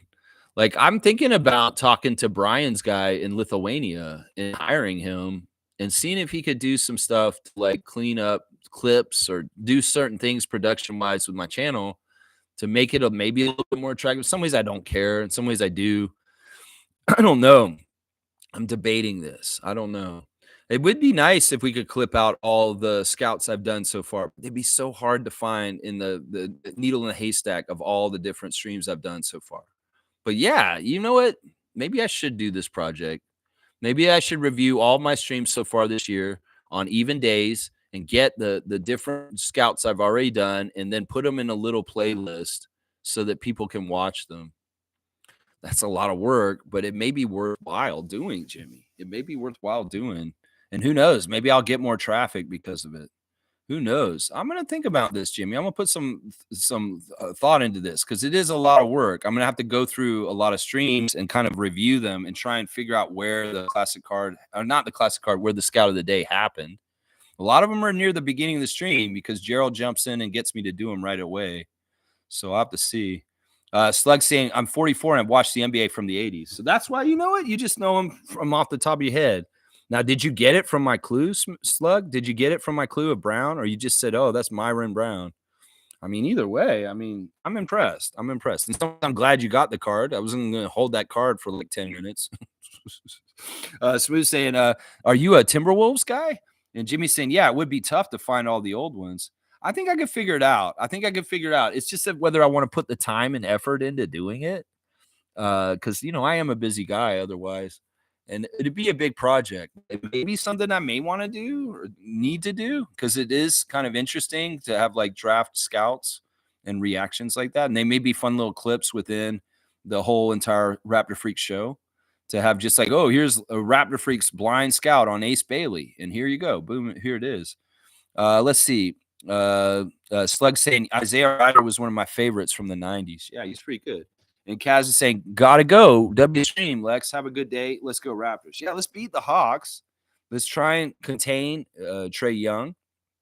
Let's be very, very cognizant of Dyson Daniels and his defensive stature and his ability to be a disruptor. Let's be very cognizant of DeAndre Hunter's continued excellence into an all-around player and being a scorer off the bench for the Hawks. The return of Bogdan Bogdanovic, somebody we got to key on and make sure we keep track of and watch where he is. I'm sure Darko has very good, astute ways of chasing the Serbian sharpshooter around, knowing him very well. So I'm sure that we'll watch him very well. But there's other guys too, like Garrison Matthews and other shooters off their bench that can be a problem if we don't keep track of their three-point shooters. So, yeah, watch the three-point shooting, contain Trae, and maybe, like, keep the big guys off the offensive boards too. Capella, Kongu, those guys can eat up a lot of rebounds and get second-chance shots for the Hawks that we don't want them to get. And there have been issues for the Raptors with getting the defensive board and ending the possession. Too many offensive rebounds for both teams lately. And that's a problem. That's a problem. So let me do the rundown real quick. There is a birthday today. Let me just say happy birthday to former Toronto Raptor and former referee Haywood Workman. It's Haywood Workman's birthday today. He's 58 years old, Haywood Workman. So happy 58th birthday, former referee and former Toronto Raptor Haywood Workman. Yeah, and y'all know about Haywood Workman? He used to play for the Pacers also. He played for the Pacers back in the day. All right, let's do a rundown real quick on what's going on. The injury list for the Raptors is Ochai Agbaji is questionable due to his hand, and Manuel Quickley is already out. Blake Murphy is reporting that Jonathan Mobo, Jamison Battle, AJ Lawson, and Shamshay are staying with the 905. They are not in Atlanta. So no Mobo, no Battle, no Lawson, no Shamshay. But Jacoby Walter has been sent to Atlanta and will be available to the Raptors tonight. That's Blake Murphy on Blue Skies. The Hawks injury list is as such. Rizaker is out. Larry Nance Jr. is out. Cody Zeller is out. And Kobe Buffkin is out. So, yeah, the referees for today's game, James Williams is the crew chief. He very slightly favors the Raptors, but not really. It's even. Pat Frere is the second ref. He actually favors the Hawks. And then John Conley is the third ref. He favors the Raptors. So it's a weird crew. I don't trust James Williams. Pat Frere can be very good referee, and John Conley's a young ref, and he screws up sometimes. But he's a pretty good ref otherwise. Raptors 905 beat the Westchester Knicks yesterday to get a 7-3 record, and they're at top of the East Division standings in the G League, up there with Capital City Go-Go at 7-3. My 5 stars of the game for the game yesterday were AJ Lawson, Jonathan Mobo, Kennedy Chandler, Jacoby Walter, and Ulrich Shamshay were my 5 stars of the game. Real quick, let's see. Is there anything else? No, I think that's it, guys. I think we're done for the day on the Raptor Freak channel today. 10 minutes to spare right before the chat is up. Thanks for watching Raptor Freak channel this morning. We'll react tomorrow to the Atlanta game, the first game in Atlanta. We won't be leaving Atlanta after tonight. We'll stay, and we'll play them again on Saturday also. Tomorrow, there's also a Raptors 905 game against Long Island Nets that we'll preview tomorrow. So reaction to the Hawks game tonight, hopefully another W for the Raptors, and preview for the Long Island Nets Raptors 905 game on Friday, 7 p.m. All right, let's go Raptors. Let's go and beat the Hawks in Atlanta. Let's go to the game, Dad. I called my dad. I was like, they're in town for 2 games this week. You should get Harry and Carl and go to the game and just go for fun. You got 2 chances, Thursday night and Saturday night, to go and see the Raptors play in Atlanta. Tell my family down there. So who knows? Maybe they'll go. Maybe they'll watch it. They'll probably watch it on TV for sure. But it'd be cool if they went. Who knows? Who knows if they'll get to go? They're very busy people. And either way, let's go Raptors. Let's beat the Hawks in Atlanta tonight. I'd love to see it. Yeah, that's how Mike's saying the boys are back in town. The boys are back in town. The boys are back in town. The boys are back in town. Yes, they are. All right, Mike. And check out Logical Raptors Fanatic. Seriously, y'all give him a subscribe and a follow. And check out his latest clips. Let's go Raptors. Let's go Raptors. Let's go Raptors.